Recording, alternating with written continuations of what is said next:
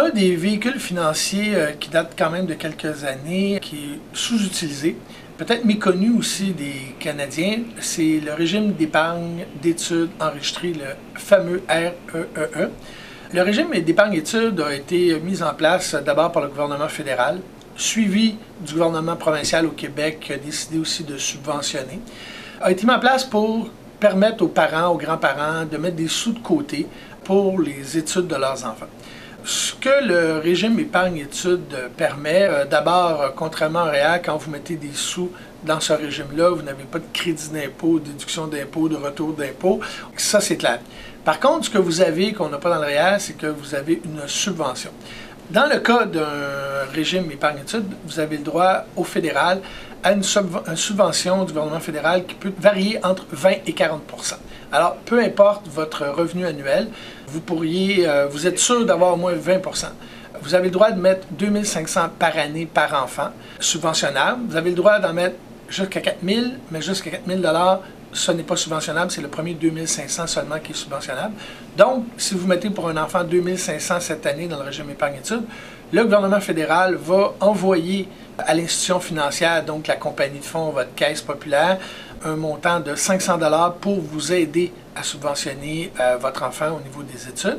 Et le gouvernement provincial, lui, depuis 2007, subventionne de 10 à 20 % selon votre revenu familial, mais vous êtes assuré de recevoir au moins 10 %. Donc, peu importe votre salaire, même si vous êtes un haut salarié, moyen salarié, vous allez recevoir 20 % au fédéral, 10 % au provincial, ce qui fait une subvention totale de 30 %. Dans les deux cas, au moment de la sortie de fonds, les profits, les gains accumulés vont être imposables, mais au nom du bénéficiaire. Donc, ce qui veut dire que vous, comme parent, vous avez mis des sous au nom de votre enfant. Il a fait 2 000 $ de profit dans les dernières années avec ça. Le 2 000 $ est imposable. Par contre, évidemment, on sait que quand vous êtes étudiant au cégep à l'université, vos revenus sont très faibles, votre taux d'imposition est habituellement de 0 %. Donc, on dit que c'est imposable, mais dans les faits, ce ne l'est pas. Ce régime-là est fait pour aider les étudiants qui font des études postsecondaires. Évidemment, ce que le gouvernement fédéral a voulu faire à ce moment-là, c'est d'inciter les jeunes et les parents, en tout cas au moins à pousser les jeunes à finir au moins secondaire 5. Et quand on parle d'études postsecondaires, tous les cours professionnels qui sont offerts souvent dans les écoles secondaires font partie ils sont subventionnables, c'est-à-dire font partie des édifices d'enseignement admissibles, des établissements d'enseignement admissibles. Évidemment, les cégeps, universités, la même chose. Alors, c'est un régime qui est très intéressant. C'est un régime qui est une subvention qui ne vous coûte rien, qui est gratis. Il y a des gens ou des clients des jours où je leur parle de ce produit-là, on dirait que les gens cherchent un petit peu où est le côté négatif de ça. Il n'y en a pas.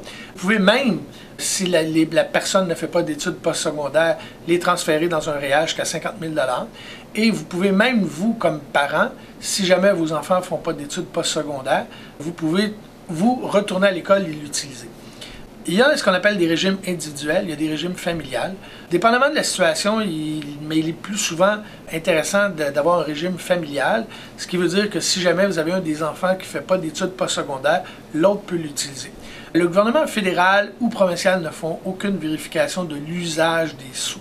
C'est-à-dire, c'est que même si cet argent-là est pour payer les études, ça peut payer un voyage en Europe d'été, ça peut payer une voiture, ça peut payer un appartement, ça peut payer des livres, ça peut payer les cours comme tels, les frais d'inscription à l'université ou au cégep. Le gouvernement n'est pas là pour vérifier si ça l'a servi juste pour l'école. L'objectif, c'est d'aider les enfants à terminer leurs études postsecondaires. Alors, c'était Michel Marcoux, d'Avantage Services financiers. Merci.